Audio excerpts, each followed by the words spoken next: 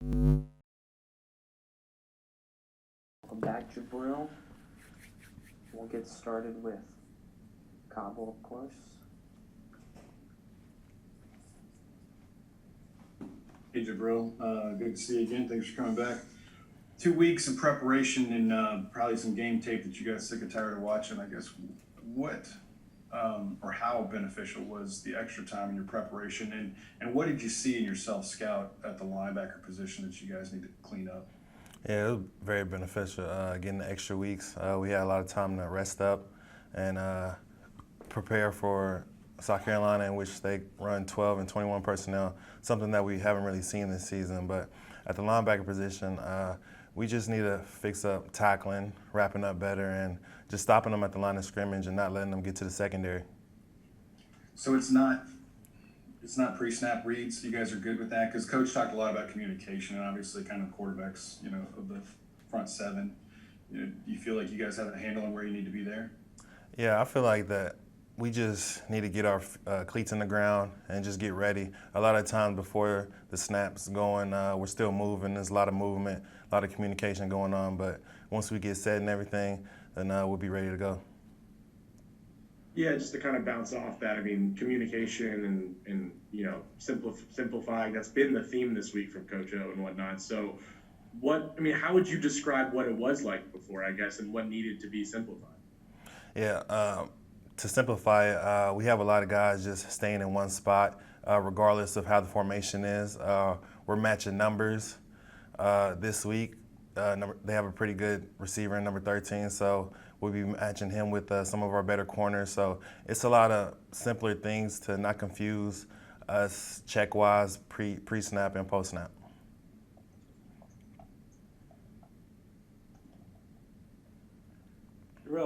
Obviously formations are important and schemes and that sort of thing, but so much of defense is effort and toughness and being hard nosed.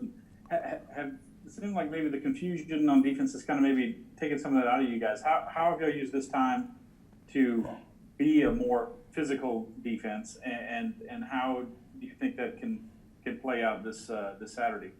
Yeah, we know at the end of the day, it's really not the scheme-wise and how Coach Bo has giving it to us. It's all about us, the players, us, how we're playing hard, giving 100%. We haven't really been playing to the LSU standard, and we've taken that amongst ourselves this week to go ahead and show that Coach Bo, he's a great coach, and the scheme and everything that he has really works, and we just, as players, have to just show it.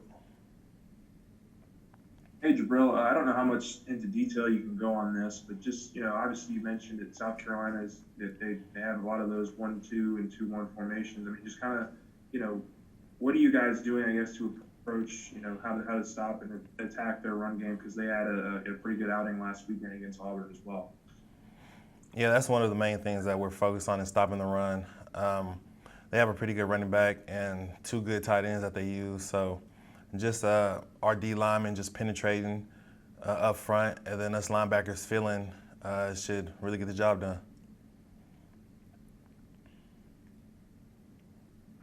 Hey, Jabril, and whenever we talked to you first, we had heard a lot about how quiet and intense you are, and you kind of said that first when we spoke to you. I mean, this past week and a half, I'm just curious, like, what has it been like in reflection beyond the Missouri game, and what has that been like for you, taking time to reflect over what's gone on, and how have you taken action through that?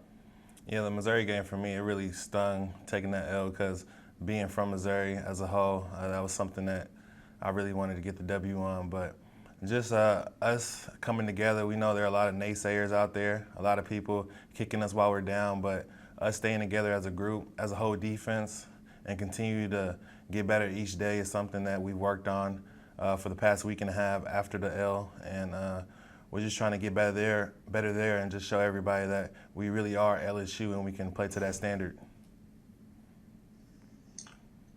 Hey, Jabril, how do you think this extra week has helped some of the younger guys, especially in the defensive backfield, to get ready and prepared for this upcoming game? Yes, extra week has helped them tremendously. We've had extra film sessions before and after practice, just learning different schemes, and we can really focus on the basics with last week being a bye week for us. So it really helped us as a whole. Hey, Jabril, I know when you came here, you were hoping to play in front of packed houses in Tiger Stadium, 102,000 and whatever, but it's been a long time since you guys have been at home. You had to pick 6 in the first home game. Good memory for you. So how anxious are you to play another home game and the whole team really get back in there? Very anxious, regardless if there's 100,000 or 25,000 within Tiger Stadium. It's going to be live for everybody. So we just have to get back on this winning streak and just continue to thrive. Hey, Jabril, I got 2 for you if you don't mind. Just how comfortable are you and Damone in coverage? And do you feel like that's something that you guys are capable of doing what the coaches are asking you to do? And I think I just forgot my second question, so I guess we'll just go with that one. Yeah, me and Damone, we're very comfortable in coverage. Most of the time this week, I'll be towards the trip sides, guarding the tight end or slot, and he'll be covering the running back. So, or we can flip-flop. But me and him, we always get that work within practice. We go against John, Ty, and Chris every day in practice, and those are one of the better running backs that you'll see within our conference in guarding them. So we've done what we could do throughout this season towards that.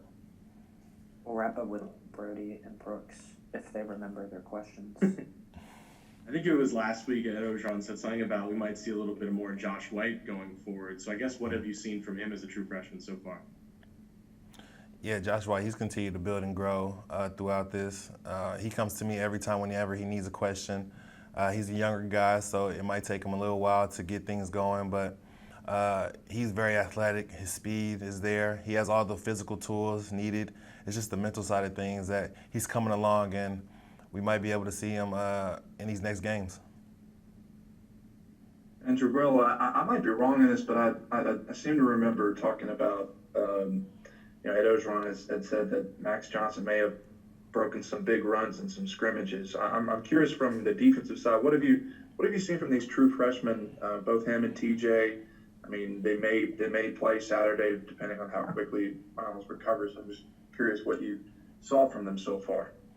Yeah, working out with Max, he's very athletic as a whole. TJ, he has a really big arm.